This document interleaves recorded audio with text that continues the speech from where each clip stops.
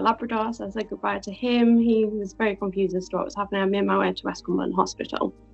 And the next time I stepped through my front door of my home was 2 months later.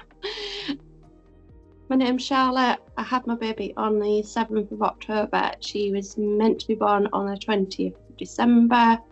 So my baby was born in James Cook in Middlesbrough. And I was transferred to James Cook because they realised I had visual disturbances. Did some blood tests and I was then transferred in an ambulance. So I had no idea where we were. We stopped en route at my request. I was just hungry, overwhelmed, a bit scared. I'd left my husband, I'd left my home. I didn't know what was happening. In my head, I was just going to go and come back. No idea where I was. My husband came across once because of the distance from home. It's 3.5 hours to my house from James Cook. So we didn't really have the option. I just wanted some normality for him. The baby was born and taken straight to NICU, and then we spent 35 days, I think it was, in NICU.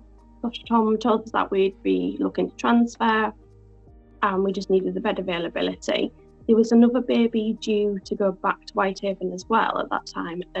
I almost felt like it was a bit of a battle with the other parents to get that bed, and little did I know that there's 9 beds in West Cumberland.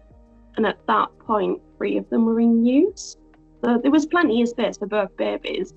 But in my head, it felt a bit like the Hunger Games as to who was going to get that bed. But I was so desperate to go home and terrified at the same time. James Cook had become a pillar, is the best way to put it. We'd already been there 5 weeks at this point. So bed availability appeared. We had breakfast. We did walk around. It was nice. It was cheerful. It was you're going closer to home. The head nurses at James Cook said to us that morning, things will be different. Things will be different in Whitehaven in comparison to James Cook. And importantly, she said to us, it doesn't mean it's wrong. Jerry from the transport team turned up with what I can only describe as it's an incubator ready for anything. I'm ready for everything, which when you sit and process it is brilliant. It's absolutely amazing that if anything was to go wrong, everything's there. However, it's terrifying when what I can only describe as a spaceship incubator appears in the middle of a really small room. She was strapped down is the best way to put it. Her head was strapped down, and that was for the transport because obviously on a road it jutters. I wish someone had said to me beforehand, this is what's going to happen. It was a bit terrifying looking at her with her head strapped down. I'd been away from home for 2 months by this point, so seeing the mountains, seeing just Keswick, Blencathra. To me, Blencathra, as you come over the 66, symbolises home. But no one understood that, and no one needed to know that at that point. So I became a bit emotional, but hid it quite well, I hope. That when you drive past the junction to the village where I live to get to the hospital, and knowing that we were so close to home, but also so far, was quite hard as well. Returning home, and I just wanted my own bed. I wanted my own bed, my own shower, a shower that wasn't shared with 7 other people in the flat, and my own bed. And just, the home comfort that I'd missed since September. Now was November and it's freezing cold. It was winter, is the best way to put it. I'd missed a full season nearly.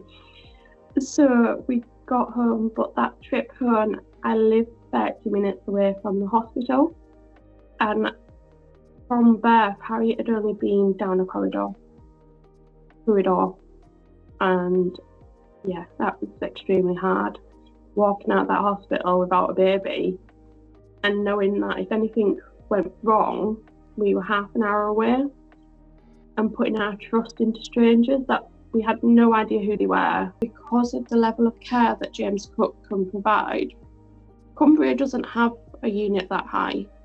So our babies are sent to Newcastle, Sunderland and Middlesbrough, which are hours away. I wish there was a checklist I wish there was a written, just for other parents, just a little checklist. Like, your baby, we're considering transferring your baby. Have a look at making sure you've got all your belongings together. Transport can appear at any time. Make sure you eat. Make sure you've got a water bottle with some water in it. Ask questions. It's okay to ask questions. It's okay to not understand what's going on.